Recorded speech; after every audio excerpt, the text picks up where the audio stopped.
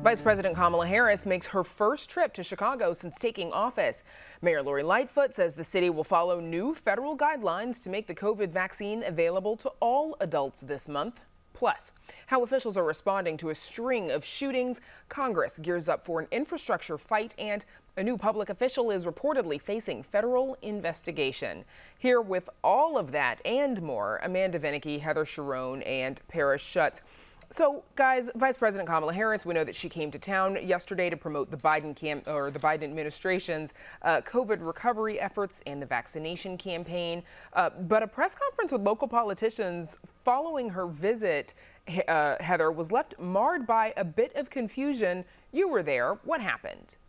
It was very strange. So first of all, Vice President Harris was never scheduled to appear in front of the news media alongside Lori Lightfoot or other Chicago officials, which is pretty typical when such a high-profile Democrat comes to town.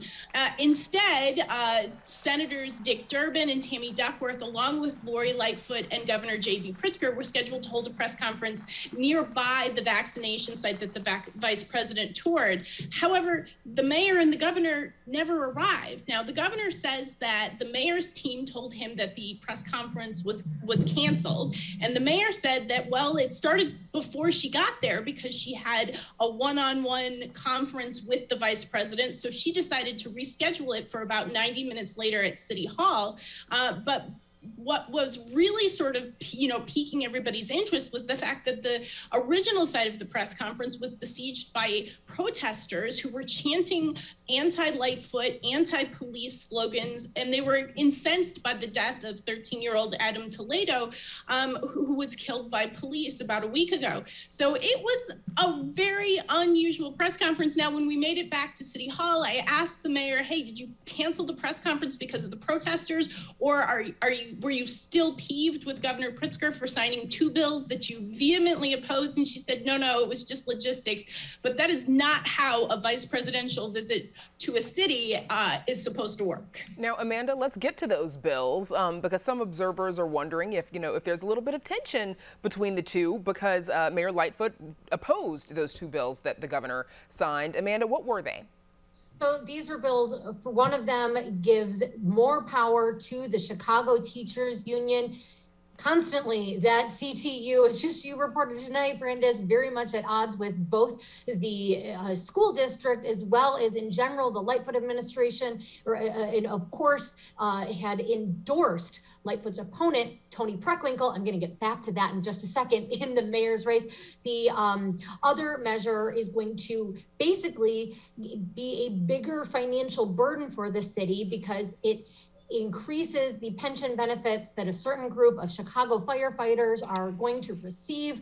Always difficult when you have first responders involved, their retirement benefits. But again, bottom line here, city doesn't have getting money from the feds, but still in a very difficult financial position. And so this is going to add to the city's budget. So those are the two bills. And it does seem that even if both sides say, hey, we get along, that relations are at the very least frosty. And then on top of that, Brandis, we just got word a bit ago that under the leadership of Cook County Democratic Party leader Tony Preckwinkle, that committee people have endorsed bills that are before the General Assembly right now that would pave the way for an elected Chicago school board. These are proposals that Mayor Lightfoot, again, opposes. And instead, you have the Democratic parties, big leaders here, all endorsing an elected school board. So yet again, and the mayor has said that she does, where she wants, where she wants. She has said that she does support an elected school board, but not the particular measures that we've seen in Springfield. Now, President Biden yesterday said all adults in the U.S. should be eligible for the coronavirus vaccine on April 19th. The city says it will follow suit, even though it has been moving slower than other municipalities. Here's Dr. ALLISON ARWADY. The only hesitation has just been vaccine supply, and we are not seeing the huge increases, partly because of the Johnson & Johnson issues with manufacturing that came to play. But I remain confident. I think talking to the group this morning, they have made every commitment to keep building vaccine, and as we expand eligibility, I think we're going to have demand here for a long time. So Paris, why has Chicago been expanding eligibility more slowly than other parts of the state? Well, Mayor Lightfoot said yesterday that the city will be open to all adults who want the vaccine starting April 19th, going along with President Biden's demand there. Although, as you heard Dr. ARWADY said, it's because the city still is not seeing enough vaccine to meet the demand, especially given other areas of the state where you hear there are surpluses. And certainly Chicago residents can go outside of the city, can go to other places if they're so able to get vaccinated because, and as Mayor said, even though all adults will be eligible April 19th, it doesn't mean that they're going to be able to get an appointment. You might hear more stories of headaches on websites, of websites freezing, of not being able to get that appointment. So, and Mayor Lightfoot said yesterday that she spoke with the vice president about that. And the vice president, her only real statement around this issue was, well, the state of Illinois is getting more vaccines, and then it's going to be up to the state to distribute it to Chicago. Now, as we heard earlier in the show, after the killing of 13-year-old Adam Toledo, Mayor Lightfoot this week called for a new policy on Chicago police foot pursuits, calling it something that needs urgent action. Not tomorrow, but now. Foot pursuits present a significant safety issue, officer safety, but also community safety for the pursued and for bystanders.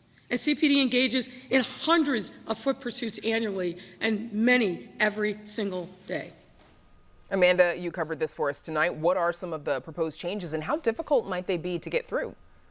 Well, I mean, this will presumably be happening in short order here. That said, subject to change, there's the consent decree that is overseen by an independent monitor as well as a judge. Depends on how much engagement the CPD is going to have with community organizations, some of which already have some steadfast thoughts, but there's most certainly a groundswell of desire among vocal advocates and activists who say, no, listen to us, you need to be on the ground having conversations, not just listening to even the ACLU, but really talking to individuals who are mostly impacted, particularly communities of color in Chicago, where they feel besieged more, and why we have this consent decree in the first place, because of use of force that is seen more in those communities. I do think that you are going to see things such as when, as we heard earlier, a limit on how long these police chases should go, what police need to consider in terms of the environment they're in,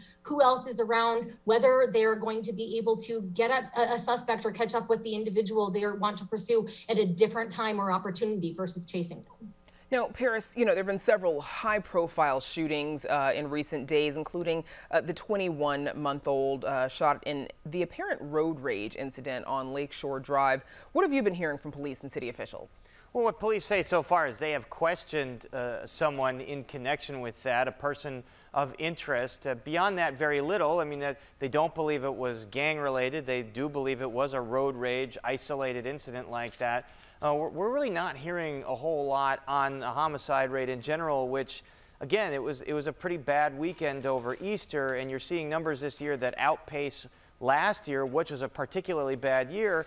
And if it continues in this trend in terms of homicides and shootings, it's going to be up there with some of the record high years of 30 plus years ago, which is something that no public official wanted. Nobody wants. No one thought that they would see. And obviously there's so many complicated factors that lead to gun violence, but you're not hearing a lot from the police department right now about what their plan is for the summer, why is there a spike this year, and what they plan to do about it. And Heather, this all comes amid, this drawn-out battle over police reform, specifically proposals for civilian oversight of the police. Where does all of that stand, this whole process? In limbo, where it's been for the better part of the last 2 years. And I think many people thought that the death of George Floyd in Minneapolis police custody and the protests that generate would give new life to this. And certainly there are new proposals. There's now a unified proposal from community members that would put an elected board in charge of the Chicago Police Department. But it is opposed by Mayor Lightfoot. And she has said that she will introduce her own version of an elected board board, but it's not clear when that proposal will come from the mayor or whether it could win enough support from the city council to pass. And that was really something that's left undone from the last major Chicago police scandal, which was, of course, the murder of Laquan McDonald. And this was a centerpiece of those reform efforts that it just has not happened because it's such a contentious issue while this police department is grappling with such an intense spike in violence, along with all of the other political issues that the mayor and the city council are facing. And Heather, also, so the latest elected official caught up in this wide-ranging federal corruption probe of Illinois politics is Cook County Commissioner Luis Arroyo Jr., who WBEZ reports was subpoenaed earlier this year. Now, his father, a former state lawmaker, was indicted on bribery charges in 2019. What did we learn from this report?